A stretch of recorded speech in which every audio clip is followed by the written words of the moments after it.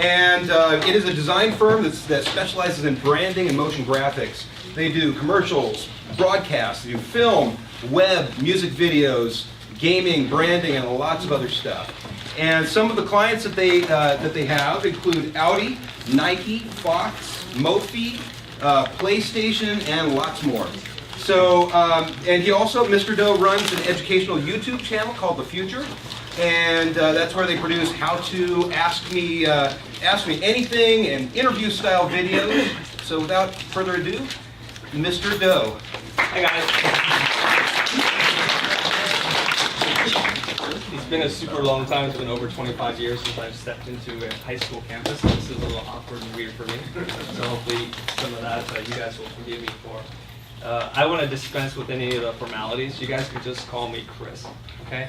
And when I teach and when I go and lecture, I like to describe it as less lecture and more like full contact teaching, meaning it's a push and pull. It should be a conversation.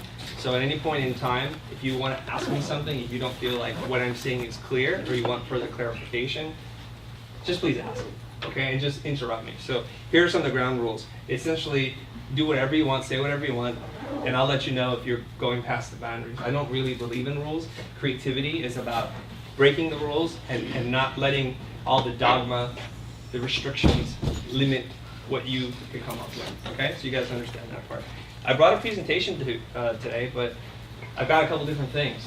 There's a game built into this. I can show you a little bit of our work, but I want to make this work for you guys. So you can ask me any kind of question, and I got a whole bunch from Mr. Block already, and you guys asked some really good questions. And if, as we go along, if I'm not able to answer it on the spot, I'll write it down, I'll get back to you, and I will make sure you guys have that answer, okay? How many of you guys know anything about our company, have seen anything that we've done? Like one person.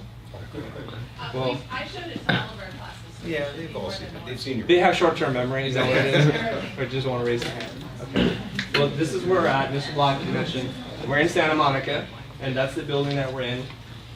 And I think I'm gonna show you a little bit of our work, okay? So that's, I love the workspace, and I've been very fortunate to have a pretty lengthy career. We founded the company in 1995. Now, that's older than you guys, I know that. Usually when I go and teach in colleges, I ask how many of you guys were born then, and so now I'm starting to get kind of up there in age. But here's a quick demo reel, it's about a minute long, so you guys can check it out. Oh, we don't have audio. What happened? It's still pretty neat without video. Oh, what the heck happened? I thought we had it earlier. Maybe the HDMI? HDMI is still Okay, sorry guys. We're working earlier.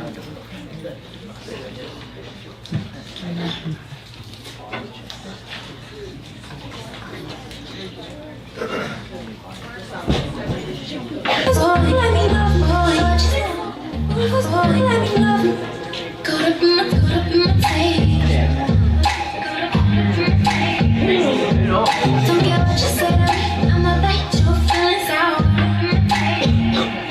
And if you love me, but you never let me go. When the roof was on fire, you never let me know. Say you're sorry, honey, but you never really show. And I can leave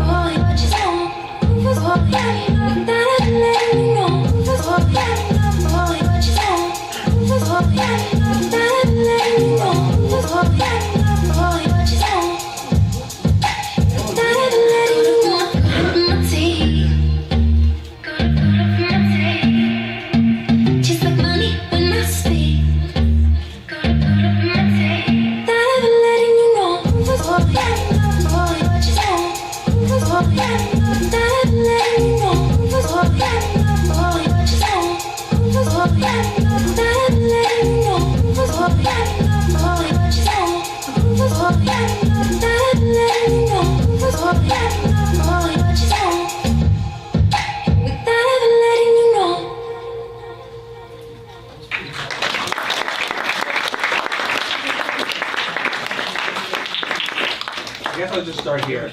Like I said, I have a presentation prepared, but I don't need to follow that presentation by any means. I just want to introduce myself, tell you a little bit about my story, and then hopefully the questions will start to percolate, and then I can get into that.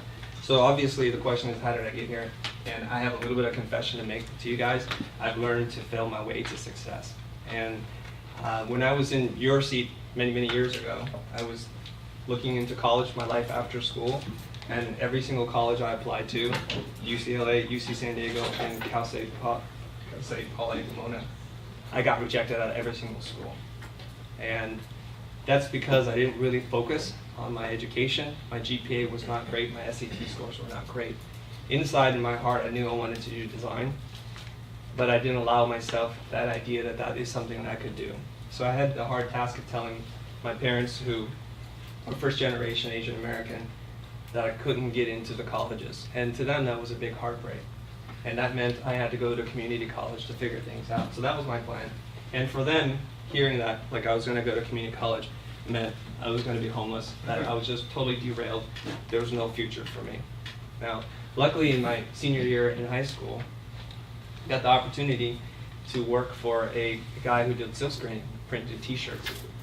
And that was my first introduction into design and art as a commercially viable, financially sustainable practice. And it wasn't until I met this guy, Dean Walker. And my boss, Brad, he told me, you know, I need you to go and pick up some artwork from Dean. He just lives down the street, go down to his house and pick up the artwork. And this is in the 90s. Okay, so I just want to give you guys a frame of reference for the point in time. There's no internet. The Macs were like a little beige box with a monochrome screen. Some of you guys have seen them in museums probably. So I go and knock on Dean's door, and he opens the door, and Dean comes out. Yeah, he's a average looking guy, a little scruffy. He's wearing shorts and I think a t-shirt, loose fitting t-shirt. And he's like, oh, you're here from Brad, right? I'm like, yeah. He said, you're a little early. Well, come on in. So he invites me into this house. And this is the standard kind of Northern California tract home. Middle class neighborhood. I walk into it, and he's like, come into my office.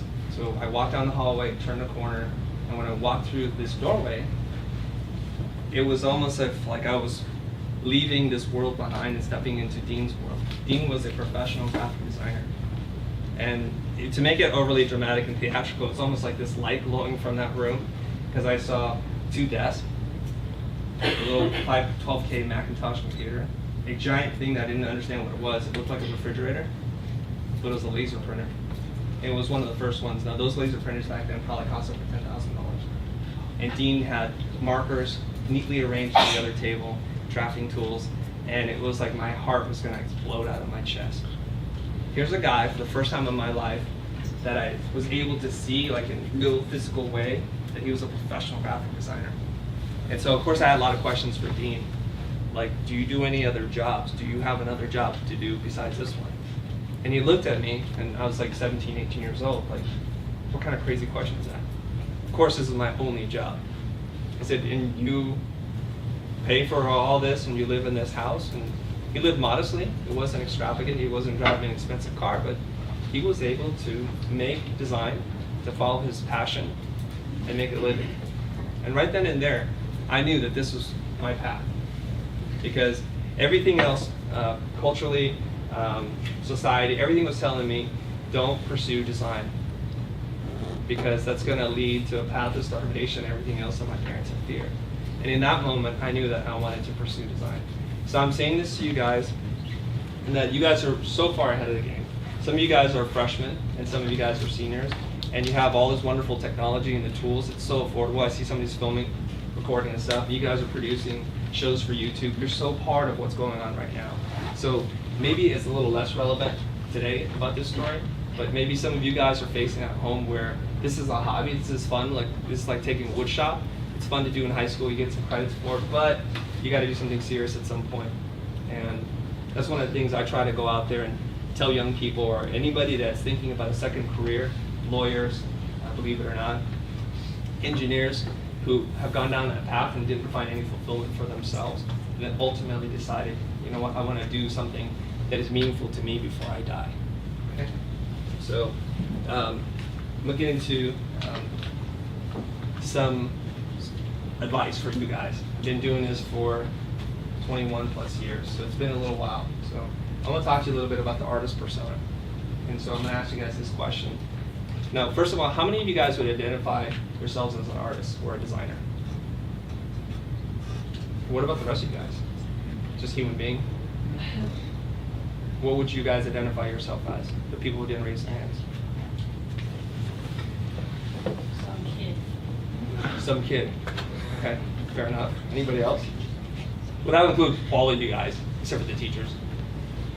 Anybody else? Like, what do you? How do you identify yourself? Are you still figuring it out? Yeah. Okay. All right. So the question here is, are designers artists? What do you guys think? The people who identify themselves as designers, would you say that you're an artist? Yeah. Yeah. Yes. Okay. Anybody disagree? Designers are not artists? Nobody? It's all designers are artists. Okay, so for me, I think of this as one of the major problems that designers have, is that we see ourselves as artists. And I'm going to hopefully make the argument for why there's a difference between an artist and a designer. Okay? And don't feel bad if you said designer or artist in your mind, whether you raise your hand or not. Is most of the people I come across think of themselves as an artist. And that's where a lot of the conflict comes in. So when I think of an artist, I think of somebody like Jackson Pollock or Damien Hirst. Do you guys know who Damien Hirst is? He's the guy who cuts up animals and puts them in containers. It's really cool stuff. It's a British artist, okay? His stuff goes for millions of dollars. Or Banksy. You guys have heard of Banksy, yeah? Street artist. So he's been able to transcend something he did for free for now lots and lots of money. Those people are artists, and so it begs the question, so what's the difference between an artist and a designer? And I was at a talk with the Wachowskis, the directing team that brought you The Matrix and other movies like that. And they said that, art is an invitation to look at the world through a person's perspective, sharing my point of view with you. So it's about self-expression. And design is a completely different thing. It's a service. And that's where certain promises are made between you and the client. Because somebody gives you money to do a service. And it is a service. Whereas an artist goes away into a loft, makes paintings. You guys produce videos for yourself. That's an art form. Because nobody really tells you what to do. You get to make whatever it is you want. There are some consequences of that. Nobody gives you money until you become famous enough or in demand enough that somebody would give you money. So this is the promise that designers make to their client. Like, we promise to solve their problem and provide a great customer experience, and hopefully to help their company grow. What's the promise that the clients make to you as a designer? What? Monetary compensation. I say, They give me money. pay me. It's just that simple. Give me money. And some clients won't pay you, believe it or not. Does anybody here, has anybody done freelance work at all? I know you guys are super young, but oh wow, some entrepreneurial people here. What have you done? I do video editing for my elementary school, and they paid me. That's great. Video editing. Okay, so he's a video editor. How about in the back? I did a portrait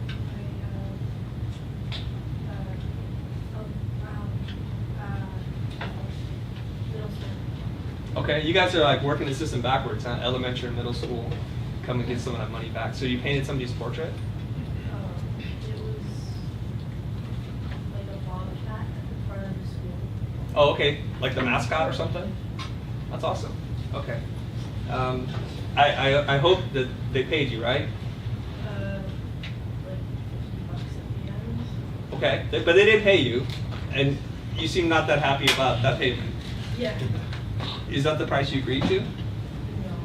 What price did you agree to? I agreed to 70 because it took me so long to do it. Okay, you said you agreed to, or you all agreed to? We agreed to. I So you in your mind agreed to give yourself another $20, and they didn't see the same thing. yeah. Okay, that's great. I love that because I'm going to talk about that in a little bit. And did you get paid? Video editor? Yeah. What's your name? I'm Ethan. Ethan, you got paid? Yeah. You get paid what you were supposed to get paid? Oh, yeah. See, he seems totally different. That's totally different. And so yeah, I got my money. What's that? Money is money. Money is money. It's true. So, okay. All right. The reason why I have this conversation is some clients don't pay. You do the work, and I've been stiffed before, out of thousands of dollars, not $50, not 20, out of thousands, because they decided they didn't like what I did, or I didn't show up to the meeting, or I didn't answer the call at 3 a.m.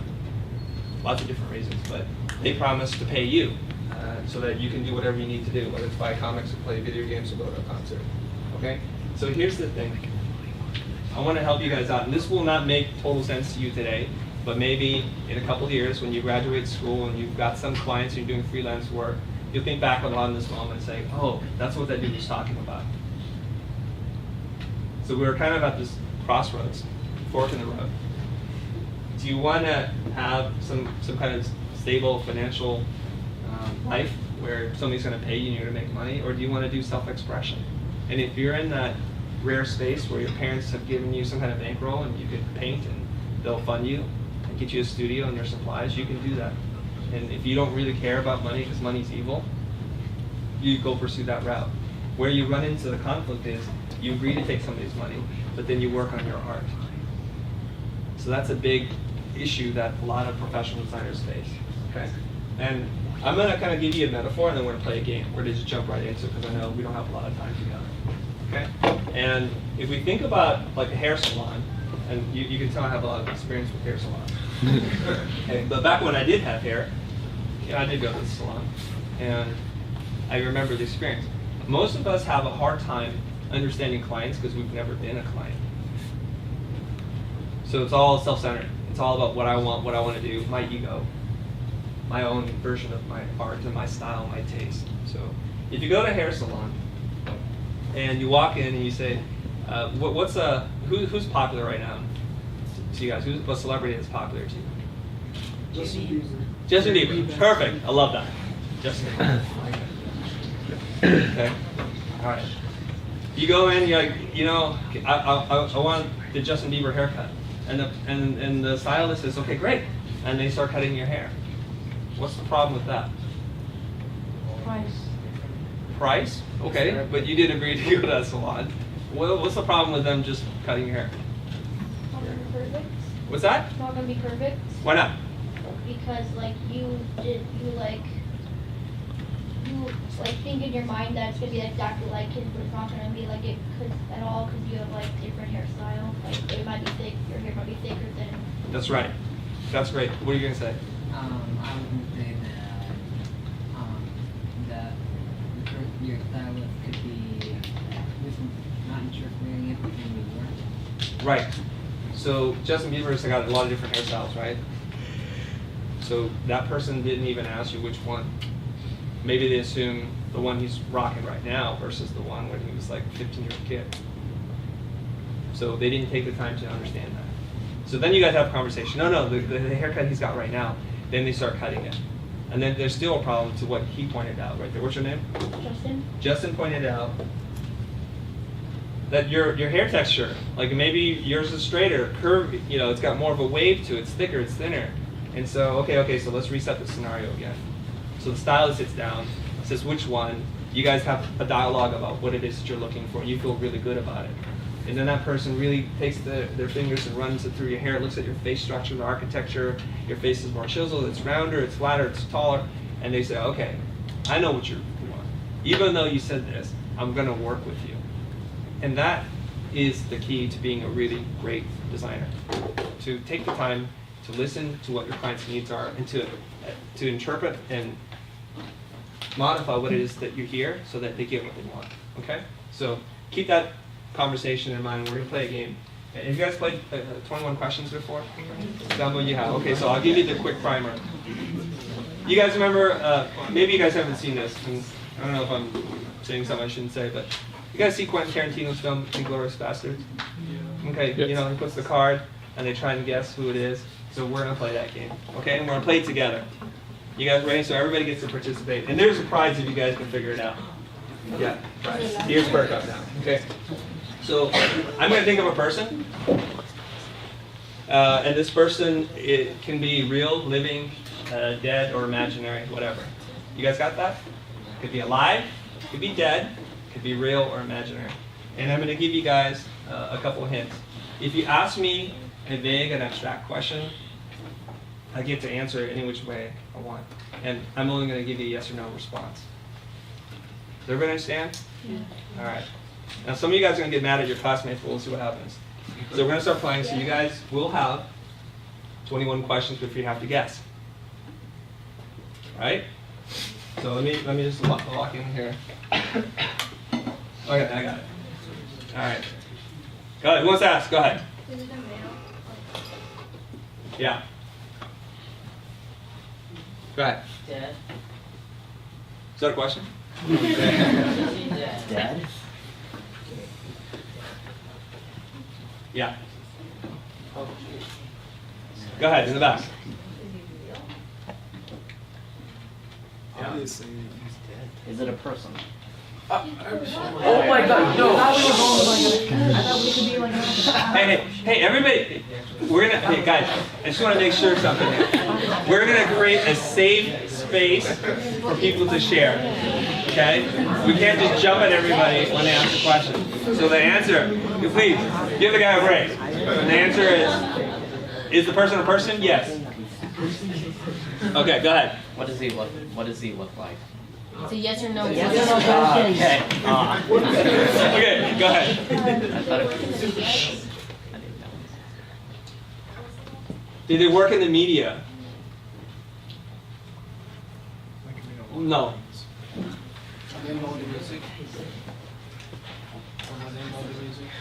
No.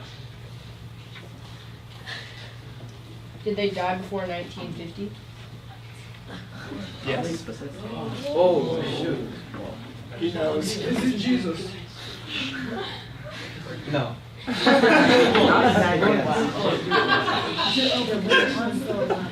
You like that one, huh? Do you define him as an artist? Oh boy. Yeah.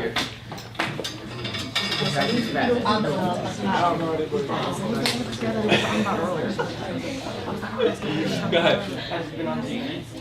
No.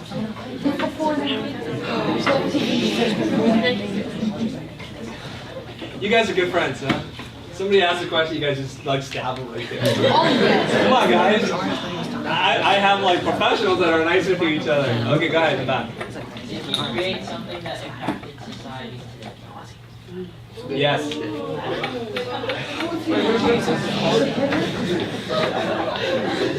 Alright, go ahead. Is he like really popular? Like, What's if you said his name, would they be like, oh yeah, I know that guy that died? Yeah. Did he fly? God. Oh No. Oh man. Okay, you guys, let's do this. Let's keep the commentary to a minimum so that people can guess or ask questions. Okay, go ahead. Go. Did you mention him during the presentation? No. Is he one of your idols? Is he one of my idols? Is he one? What? Is he one of your idols? Yes. So which question? Is he American or is he Israeli? I only responded to the gentleman who was asking me the question. Go ahead. No.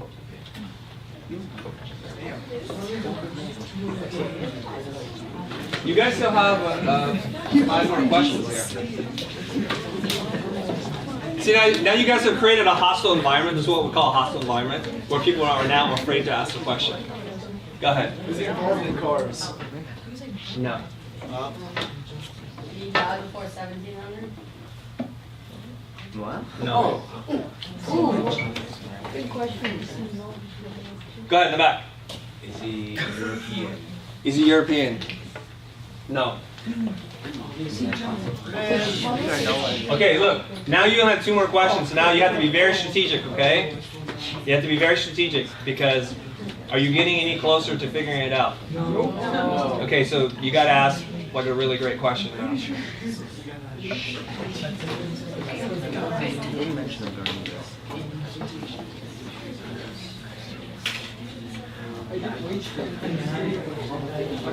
What we gotta do before the period's over? Oh! Maybe 11. Go ahead. Was he alive during the Renaissance? No. He just said that he died for the 1700s. Wait, when was That was like. All right, you have one last question, and I'll give you 3 guesses to get it. Somehow, in the last couple of times that I've done this, not with this same person, but the questions were just like this, and somebody figured it out, and it messed up the whole point of this game. And I don't think you guys are going to be able to do it, but who knows? Somebody might just pull it out. Okay, so you have one more great, amazing question. Who's going to come in strong? The very last one. It is a lot of pressure. Who's the crunch time hero? Just come out with a question. It doesn't matter. You're going to be hated anyway. Go ahead. Is it Barry B. Benson? Is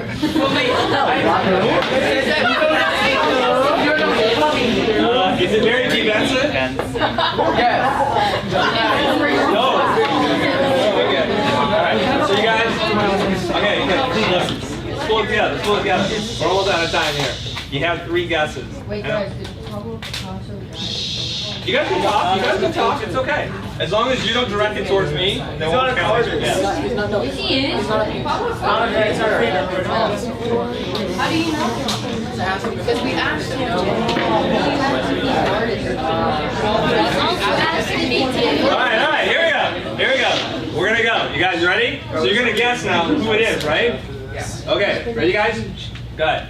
I'm going to guess Martin Luther King Jr. And that would be incorrect. Dang it. All right. I was so confused. Okay. So the problem with that is somebody had asked about a death, right? And there was certain civil rights, and that happened after, I believe. But who knows? Okay, I'm no historian. You ready to guess? I was gonna guess Leonardo da Vinci, but You need to ask me. Are you guessing? Is it Leonardo da Vinci? And the answer is no. We know it's no. How about somebody in the back? We'll give the peanut gallery an option here. I don't know. 17. This is your last one. This is your last one. So let me tell you guys what you guys are playing for. All right, let me tell you guys what you're playing for. I have a bag of stuff here. I'll take that one. I don't know if you can. It's something in a silver bag. Hold on. Is that your guess? Is it a laptop? You guys take care of what you ask me. You can do whatever you want. So it's not a laptop. It's a book. It's the NASA Identity Design book. Okay. It's pretty cool. It's pretty cool. It's brand new. All right. So I'll leave it here just in case somebody guesses it. All right. Last guess in the back, right? Wait, you're like a student, right? All right. Wait. Okay. No, I didn't have somebody. Like, what a horrible guess did you guys? Like my son, it's not fair. It's like, well, you know what, life's not fair. All right, okay, let's review. Let's review, you guys. Let's review. Okay? What'd you guys learn? He's a male. No. This game is unfair. All right, I gotta bring you guys back to order. Gotta bring you guys back to order here. What did you learn from the process? What did you learn from the process? You suck at guessing? That's kind of harsh. Some teammates had worse questions than others. Okay, that's a great thing. Hold on. Some people didn't ask great questions. So then I have to ask you, what makes a great question? When it doesn't contradict an answer you've already You given guys, us.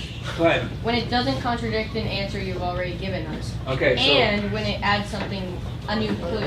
So check this out. What you just said, I already prepared the slide for. There it is. That's so cool. The problem is, a lot of you guys weren't even listening. And I was standing around, looking around. I don't think anybody was taking notes, right? I was. You were? Who said I was? I was Where are your notes? Your invisible notes? I was just reflecting. Okay, here's the other thing. Here's the other thing. This is a term you're not going to know, but I'm going to introduce you guys to this term. It's called happy ears. And it's exactly like the way it sounds. Your ears want to hear what they want to hear. So whoever thought it was Van Gogh or Leonardo da Vinci, I almost said DiCaprio, they just want, no matter what the answers were, I'm just going to focus on this thing. Okay? So we all have bias. Here's another one. Here's what we learned. This is a really large group. One of the larger groups that I played this game with. Some people had a strategy. Lots of you guys didn't. But very few of you guys said, hey, I want to take control of this group. You guys, let's not ask the same questions. Let's have a little conference before we ask the questions. We can win. Okay? And unfortunately, this didn't play out this way this time. But usually, when groups work together, even though one person doesn't have the answer, we can piece things together. There were some really good questions. You guys know what some of the good questions were? Jesus. Jesus is always a good question, yeah? No. Come on, guys, get real with me. What's that? You started out really strong. You guys started out really, really strong. And you made me scared because I was like, they're going to guess it by question number 7, and it's never even happened before. Go ahead. We did a mail order. Yes. So what you did there was you eliminated large groups right away. You guys saw that? So when you're asking questions, now I'm going to hopefully give you guys a tool to improve your communication, to become a better designer, to learn how to work with clients, or even how to solve your assignments better.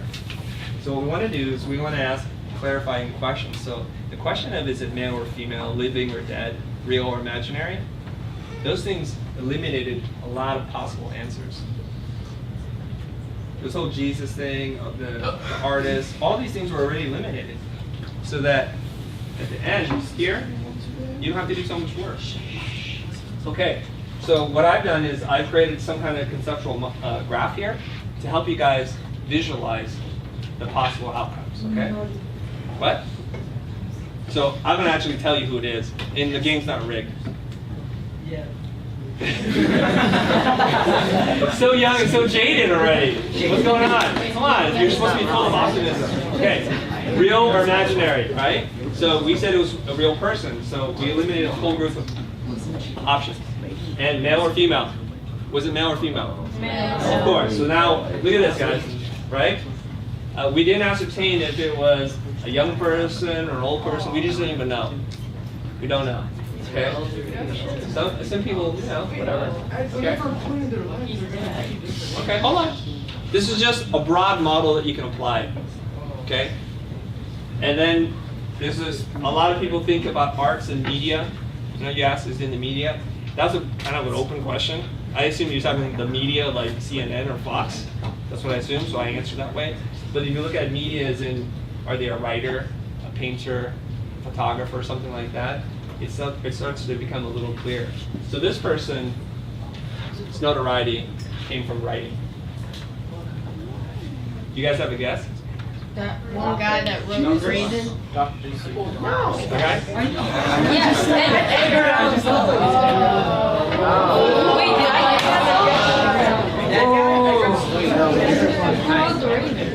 Edgar Allan. Oh, hey. You know what? I won't give you the book, but I'll give you something. I'll give you one of these t-shirts, all right? Here you go. All right. Okay, so when you learn to ask really great questions and you don't listen with happy ears, and you actually listen to the answers and let the answers guide you to where it needs to go, you can do wonderful things. And that's been a little bit the secret to my success and the things I try and teach my designers and professionals, okay? So how does this idea apply to the real world? I'm going to show you a project in which we did this for, okay? So I'm going to move really fast now. So you guys know what the client brief is? Anybody heard the term client brief? What's a client brief? Go ahead, say it. We don't forget to raise hands. We're out of time. Go ahead. Go ahead. Oh, What's a it's client when brief? the client tells you what they want. Right. They write up a little thing. They describe what they want. It's not that kind of client brief. No. Okay. What? All right. It's this kind, and it looks something like this. This is a real, actual client brief for a TV commercial for Audi. This is when they're launching the Audi A7. It was a while ago, it's 2010 there. And they write all this stuff, and you try to figure out, like, what the heck does any of this stuff mean? They said, you know, we want to show the creative mind at work. Audi is kind of re-entering the market. They had success with the Audi TT, and they want to show that they're back and they're viable and they're fresh. And they want to talk about imagination. What does this look like? That's really abstract, isn't it? That's kind of like that game we played together. And so the problem here is that most designers take abstract briefs, not enough direction, not enough information, and they just go and make. And when they come back, they show the work, and the teacher, the client, your boss, whoever, has a strange reaction that you didn't anticipate. I don't like it, it's not working. And then you feel really upset, you get really frustrated. And the problem is because we went away to try to solve a problem that we didn't even understand yet. So what we want to do is we want to slow down. Okay? So you guys remember that whole talk about the hair salon? You know, before you cut off that hair, because once you cut the hair off, you can't really put it back. Okay? So here are some questions that you might want to ask the client. Okay? What are the mandates? What's open to interpretation? What's set in stone, and what can I play with? Those are good things to know. Okay? And are there marketing and communication objectives that we have to solve? And when you were thinking of this idea, did you visualize something? Did you just see something? Did you read a book? Did you watch a TV show? Was it something that we had done, something that you've seen in a gallery? What inspired this concept? Because I need to get inside your brain. And this is something we learned through business, is that oftentimes people ask you to do new, fresh, groundbreaking work, but that's coded language for just do the exact same thing we did last time, but make it 10% different. And we need to know when that is the case. Okay? And this is a great question we sometimes ask. It's a great one because you have to prepare for it. During the discussion with the client, you can always ask, was there a question I should have asked but it didn't? And when you're in the professional world, lots of people are competing for the job, and they'll talk to numbers of different companies. So something might have come up in a different conversation that you didn't ask. So that's when they'll search their minds like, yeah, there was something really good we forgot to mention or you didn't ask, and here it is, and it'll help you solve the problem. All right?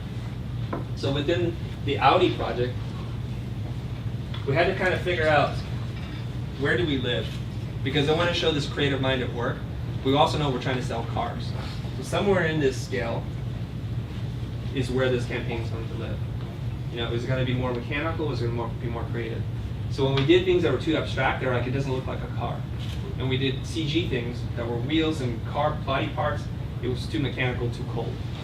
So we needed to know where we live. You see? So there's another graph to help you understand. So we knew then, by asking lots of questions, we could isolate it down to somewhere here, where he could then guess, is it a ground?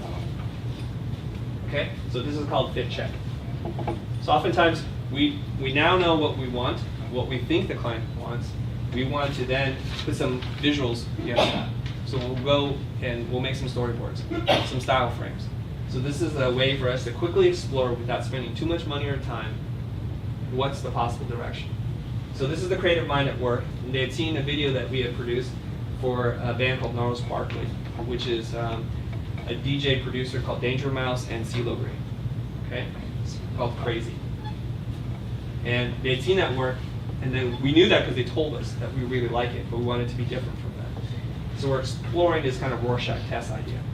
So I'll just quickly fire through some of these so you can see how we visualize that. So some of these are not great, but we're trying lots of different things. Maybe that was a little too dark, a little too messy. It's getting even scarier. And I'm going to show you guys the finished product here. It's I think it's a 60-second commercial. This is what it looks like. We lost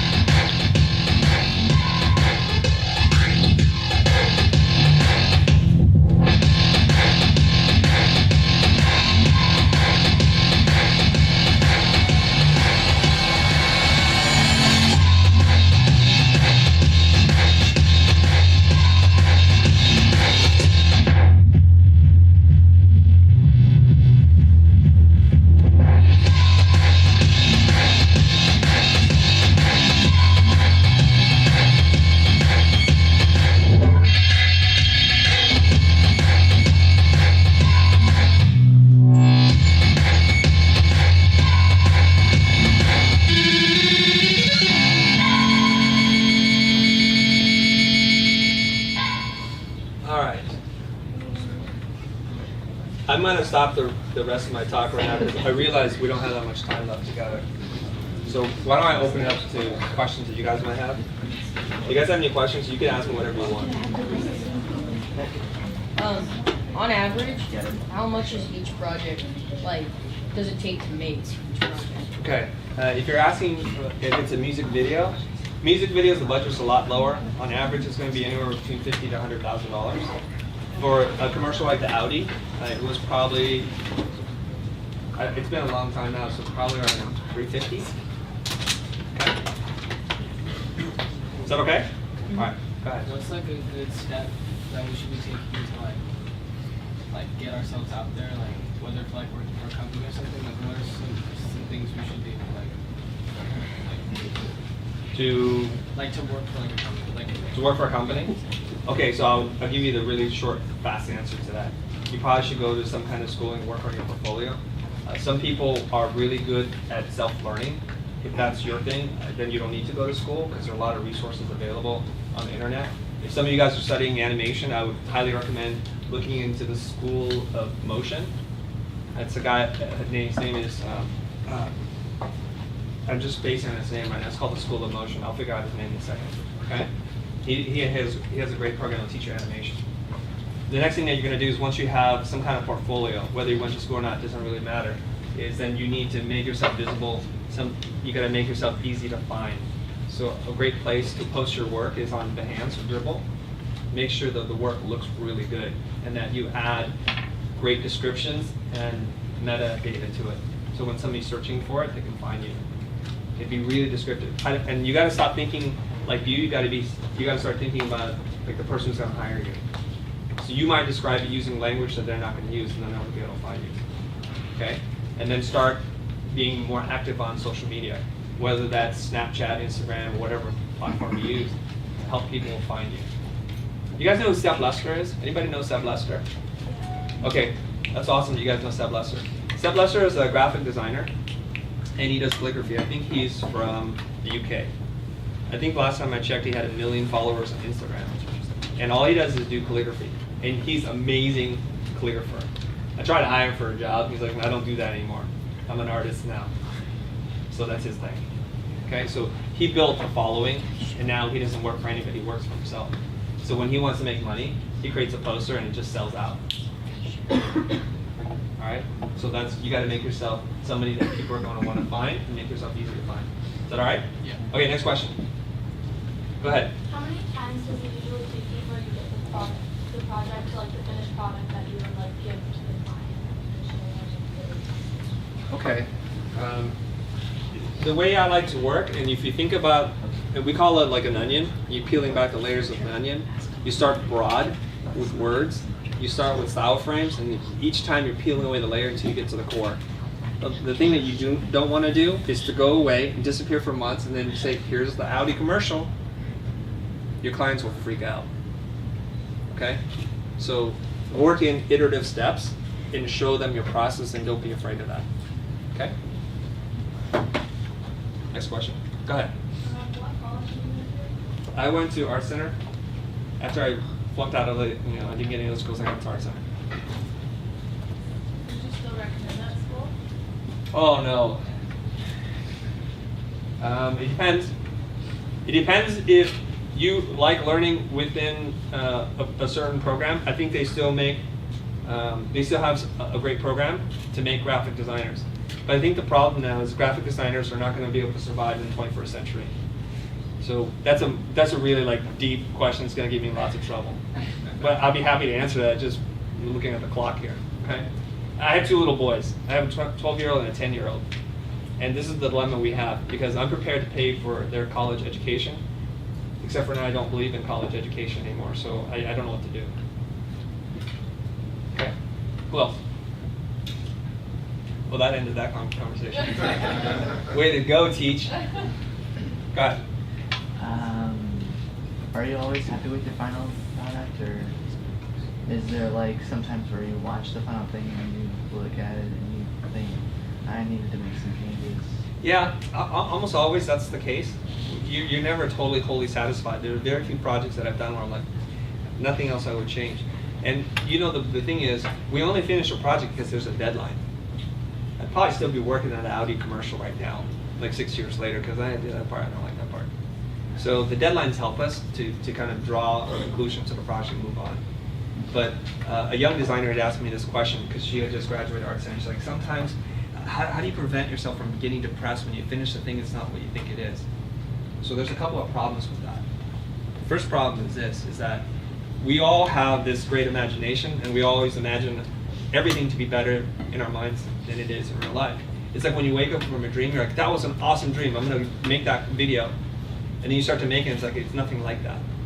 Because in your brain, it's like very malleable, everything changes, so it's about a feeling. So it's kind of hard to measure up with your own imagination. The second part is if you can just define your happiness, less about the thing that you make and more about how much you've grown in the process, then you'll be really happy. And in that way, I'm always really happy. Okay? Anybody else? What was your first project that you got paid for? Like, I'm just wondering that. The first project I ever got paid for? Yeah. As a creative person? Yeah, like when... Probably working at a silk trading shop. When I was like 17, inking illustrations.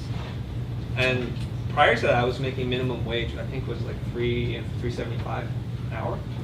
And so then he offered me 20 bucks an hour through the moon. I'm like, that's it, I'm rich. This is great. 20 bucks an hour. I don't need to go to school. What was the biggest project that you've worked on? In what sense? The brand, the budget? Most popularized. Yeah. What? Most popularized. Most popularized. Probably the music videos that we've done. That Gnarls Barkley video's got quite a few views. Probably 20 million, 30 million. But we've worked with Coldplay, we've worked with Cinematic Orchestra, the Jeff Buckley video. How would you recommend dealing with parents that don't see what you're doing as an actual thing that you can get a career from? Have them call me. Seriously. I'll talk to them. Okay?